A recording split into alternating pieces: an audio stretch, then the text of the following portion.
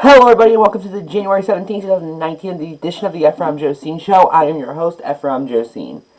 So yesterday, a group of radical ISIS members in Syria attacked the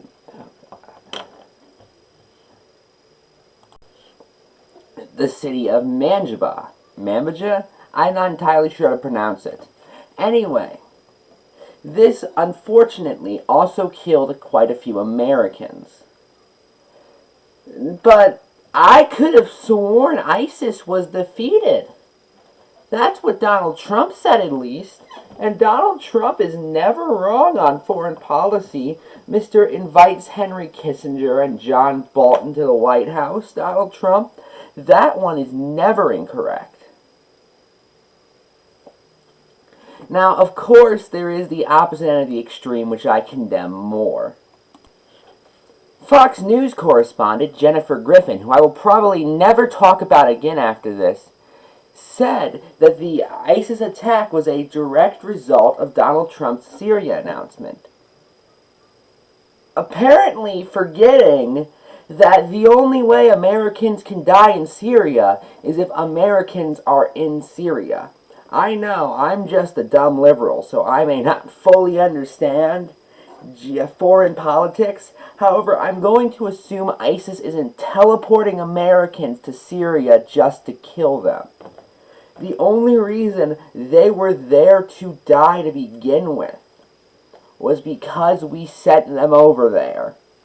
This is a fault of U.S. foreign policy as well as of the terrorists. Now, don't get me wrong, the terrorists are clearly to blame for killing them.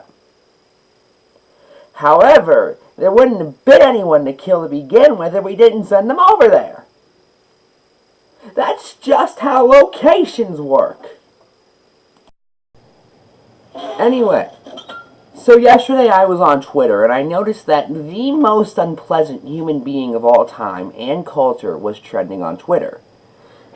Because of her new column, White Supremacists Ate My Homework, which...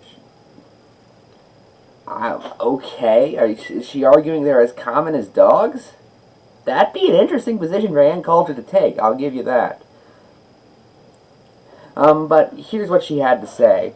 By finally returning to the issue that won him, as in Trump, the election, President Trump once again has a winning hand. That's why we're hearing so much about white supremacy this week. Actually, it's because of Steve King, not Donald Trump.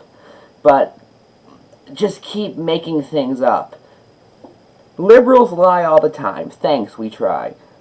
But when they know they're vulnerable, they lie even more than all the time. What does that even mean? They're vulnerable on immigration. Even heroic, non-stop lying doesn't help, as CNN has discovered. I think she's referring to them ignoring a local news report, which... yeah, they have the right to choose what to air on their own station. Oh no. So naturally, the media have turned to the large project of relentlessly trying to discredit conservatives as white supremacists. No, just Steve King, because he said he didn't find the term white supremacist to be an insult or offensive. That's kind of his own fault. And then we went after people who did not condemn him for such actions, which, to be fair, was a minority in the Republican Party. However, they still existed.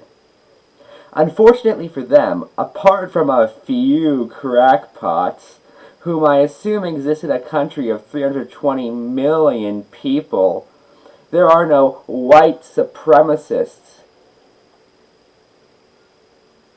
Again, you're ignoring Steve King. And I'm actually going to see something.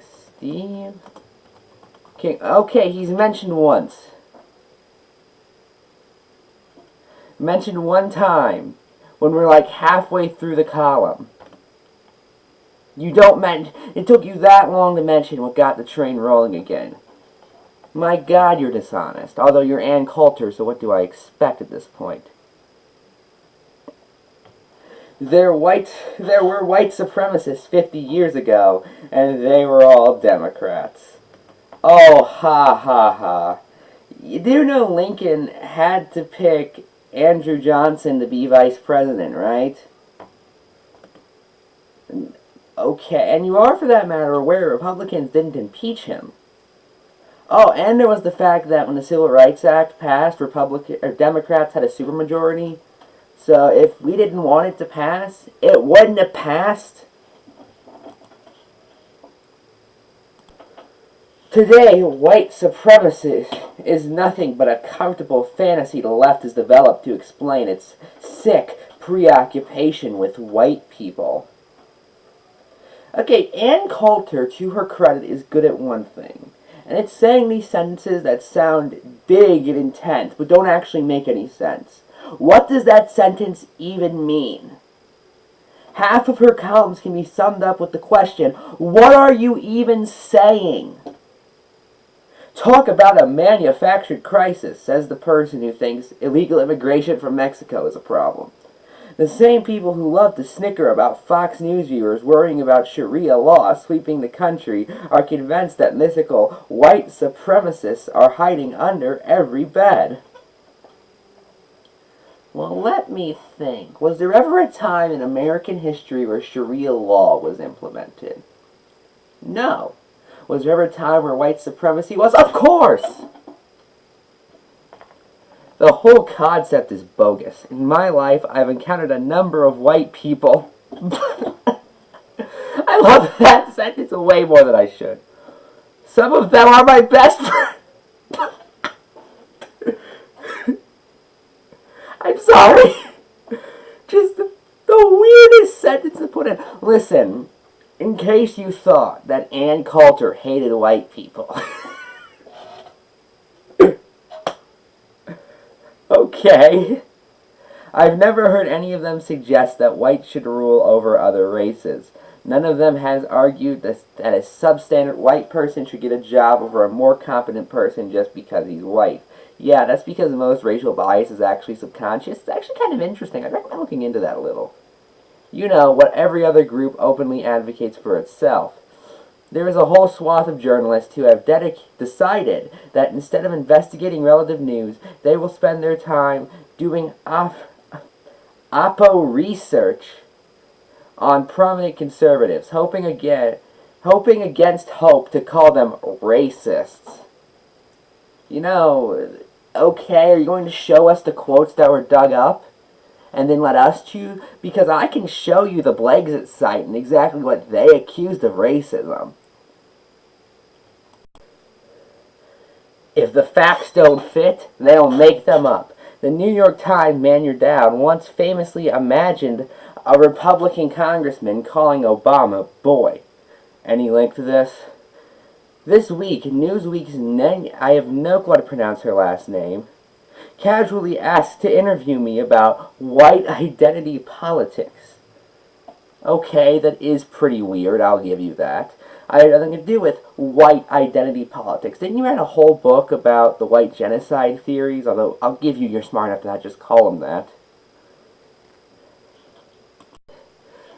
By the way, I decided to check her Twitter.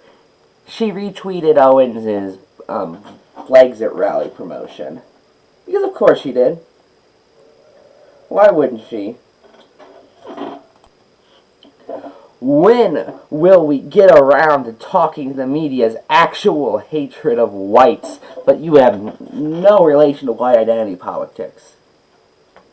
Last year, the New York Times hired Sarah Young, a Korean journalist who has posted such venomous anti-white tweets as, by the way, she links absolutely none of them, for us to see any kind of context, so I'm not even bothering. If you're going to be that lazy, then I'm just skipping you. And for the record, I know for a fact, I'm reading this off of Town Hall, they have the ability to link to other articles. I've seen them do it before.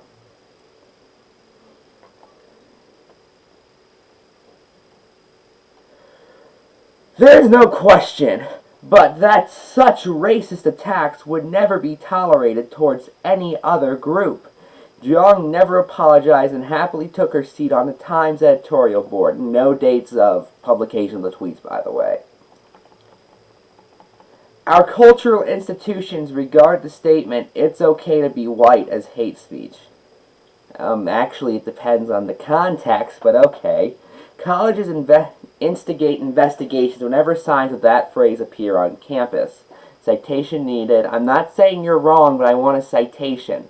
Second graders in this country are being indoctrinated into white privilege ideology. Citation needed. Eventually, people get tired of the left's fixation on white people. Why is that in quotes? Are white people not real now? Degraduation's dumping on Western civilization. I'm not a white identitarian, but oh, by the way, white people are the best part of Western civilization. The increased sneering around old white men.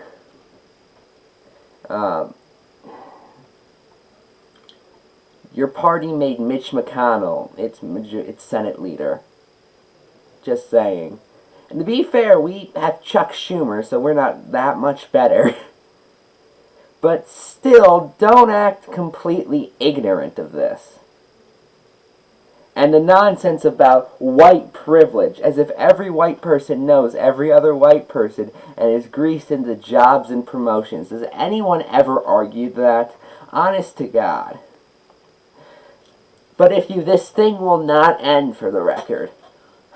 But if you ever respond to the hate by noting that the contributions from the parts of the world loathed by the New York Times dwarf the contributions of other cultures, they threaten you. But again, you have no interest in white identity politics.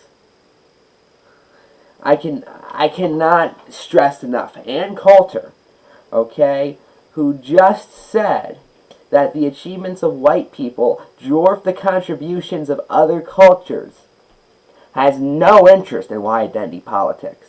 Am I the only one who thinks this is really, really stupid? Any reference to white male accomplishments are merely defensive. Okay, well, fine, Anne. Let's see how much you've accomplished in your life. You, an individual. We're taking race and sex completely out of this. What have you accomplished? You wrote some columns for you're on your 20th year now. You've been basically hated by even many conservatives. You're only famous because of Ken Starr. You only had any amount of fame besides that because of Rush Limbaugh. I still have no idea how you still have a career, quite frankly, when Ken Starr and Rush Limbaugh are dead, basically. Consider the current Gillette ad. Oh, God, we're doing this. We believe the best men can be after the board of directors rejected the more accurate title. Announcement to shareholders, we're folding the company. Okay, that was a little funny. The ad shows only white men harassing women and being corrected by minority men. This is offensive, of course, because white men are supposed to harass women.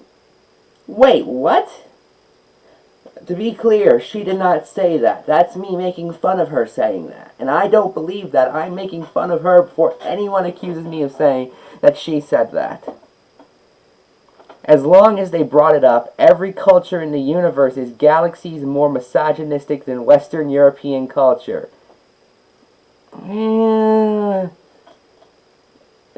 I'll give you that's not entirely inaccurate in some cases.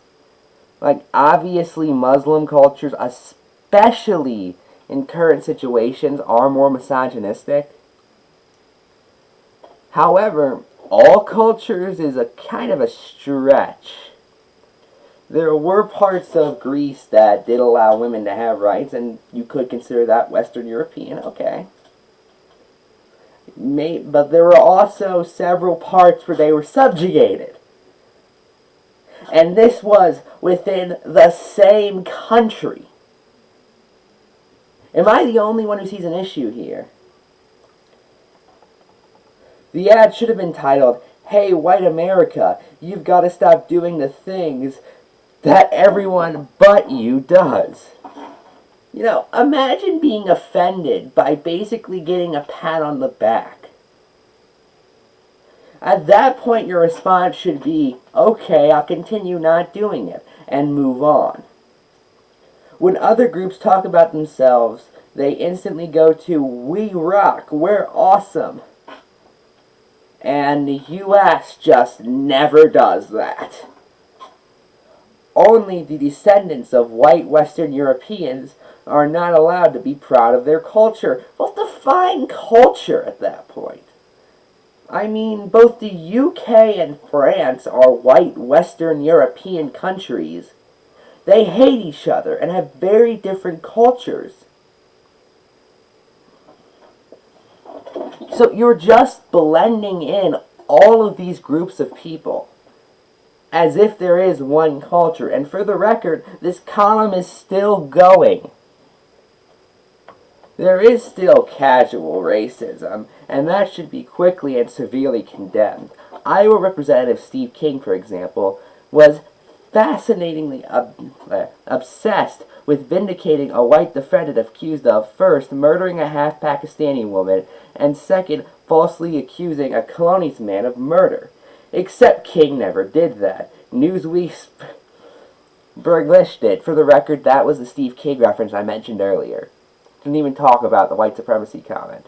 Writing an entire book in defense of an Alabama white, I have no clue how to pronounce half these names. Amanda Cox, that name I do know how to pronounce, after she was convicted of the brutal murder of her half-Pakistani roommate, later overturned, and also convicted on falsely accusing an innocent Congolese man of a crime for which she served 4 years. Okay, this one guy at Newsweek was wrong. Liberals could never, in a million years, survive the standards of racism applied to conservatives. Okay, this one person wrote a book that was wrong. Congratulations, you found something.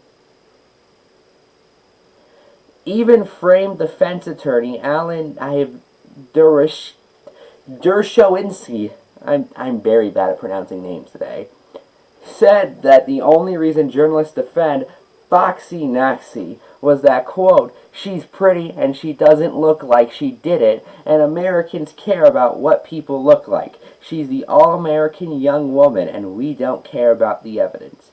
If you want to know about white supremacy, Nina, interview yourself."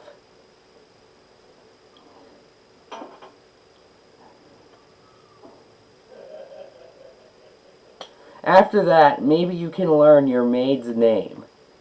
Okay, that was also a little funny. I'm getting back to the subject you desperately don't want to discuss, how uncontrolled, low-skilled immigration is slaughtering our working class. That's just untrue. Even the most unskilled immigrant creates 1.2 jobs for native workers. That's been established. White, black, and brown. And the column mercifully ends. Of course, like all Republican columnists, and culture can't really properly end a column, so it just sort of cuts off. But in this case, thank God that was painful. I'm Ephrom, and good night.